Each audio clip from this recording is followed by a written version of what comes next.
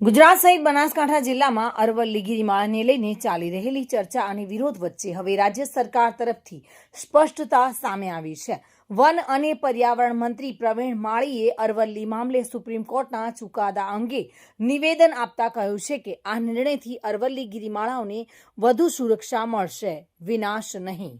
બનાસકાંઠાના પાલનપુર ખાતે આજે યોજાયેલ સાંસદ ખેલ મહોત્સવ સમાપન કાર્યક્રમમાં વન અને પર્યાવરણ મંત્રી પ્રવીણ માળી પહોંચ્યા હતા, જ્યાં તેમણે જણાવ્યું કે સુપ્રીમ કોર્ટના તાજા ચુકાદા બાદ અરવલ્લી ગિરિમાળાઓ પર થતું ખનન સંપૂર્ણ રીતે રોકાશે। તેમણે સ્પષ્ટ શબ્દોમાં કહ્યું કે અરવલ્લી આજે પણ સુરક્ષિત છે અને આવનારા સમયમાં પણ સંપૂર્ણ સુરક્ષિત રહેશે। કેન્દ્ર સરકાર દ્વારા પણ ખનન પ્રવૃત્તિઓ બંધ કરવા સ્પષ્ટ આદેશ આપવામાં આવ્યા છે। મંત્રી પ્રવીણ માળીએ વિપક્ષ પર આક્ષેપ કરતા કહ્યું હતું કે કેટલાક લોકો ખોટી નેગેટિવિટી ફેલાવી રહ્યા છે કે અરવલ્લી નષ્ટ થવાની છે, જ્યારે હકીકત એ છે કે રાજ્ય સરકારની પ્રાથમિકતા કુદરતી સંપાદનને વધુ સુરક્ષિત કરવાની છે। તેમણે ઉમેર્યું કે એક પણ ઇંચ જમીન ખનન માટે આપવામાં નહીં આવે અને ટેકરીઓને કોઈ નુકસાન થવા દેવામાં આવશે નહીં।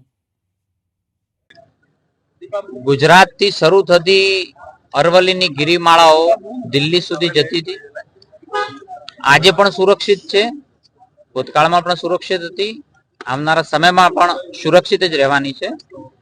સુપ્રીમ કોર્ટે જે ચુકાદો આપ્યો છે એનાથી વધુ સુરક્ષિત થવાની છે। જેટલી પણ ખનન થતી હતી એના ઉપર રોક લગાવવામાં આવી છે। તાજેતરની અંદર કેન્દ્ર સરકારે પણ આમાં ચાલતી તમામ ખનન વિધિ પણ બંધ કરવા માટેનો આદેશ આપ્યા છે।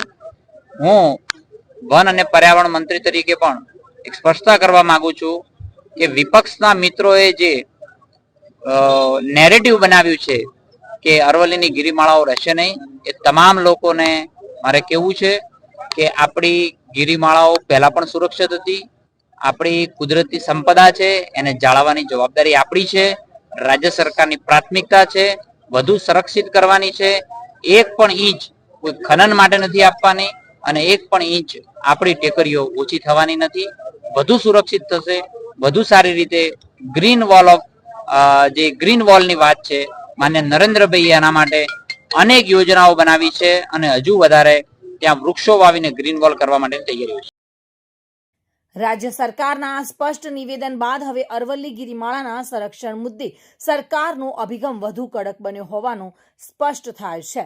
સરકારનું કહેવું છે કે વિકાસ સાથે પર્યાવરણનું સંતુલન જાળવવું એ તેની પ્રથમ જવાબદારી છે।